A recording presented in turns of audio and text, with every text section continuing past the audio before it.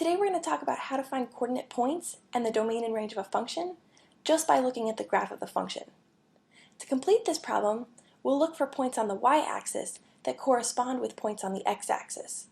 Then, to find domain and range, we'll look for all x and y values that the function attains. And in this particular problem, we've been asked to find f of 1 and f of 5, as well as the domain and range based on the graph of the function. So the first part, finding f of 1 and f of 5, is just interpreting values from the graph.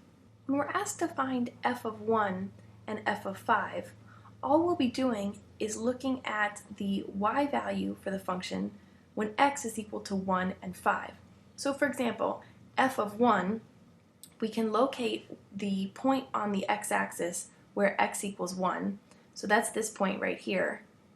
And to find the corresponding y value, we just go up and meet the graph wherever it is, and we see that we get to the graph at this point. If we go over to the left, we see that we hit the y-axis at 3 right here. So we know that f of 1 is equal to 3. And this basically means that we have the coordinate point 1, 3, where x is 1 and y is 3, on the graph of our function. So same thing here with f of 5. We find the point along the x-axis where x is equal to 5, and we go down in this case to meet our function. So we come down here to meet our function, and if we come back over to the y-axis, we see that we'll run into approximately -2. I haven't drawn this graph perfectly, but the idea is we run into -2 here on the y-axis, so we get -2 for f of 5.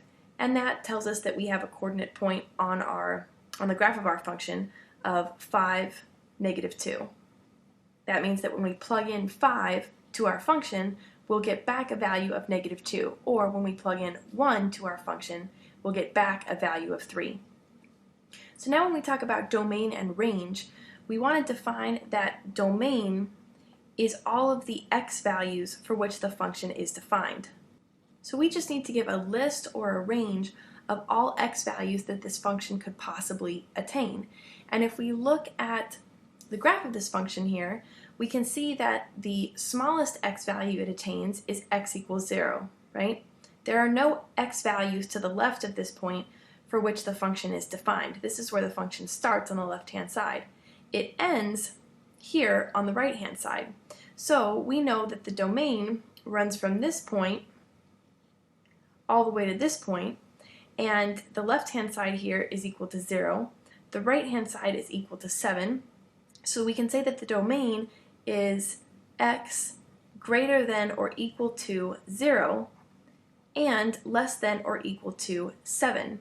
We can also write that as, in square brackets like this, 0, 7. Now the range is the corresponding set of y values that the function can attain based on the domain that we've already defined.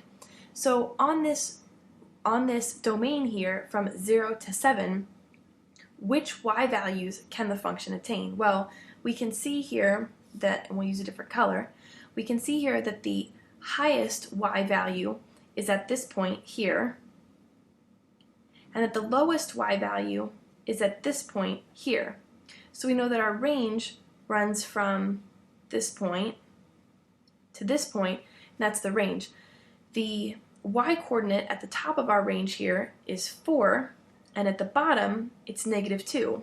So we can say that the range is y greater than or equal to -2 and less than or equal to 4, and again we can write that as -2 to 4.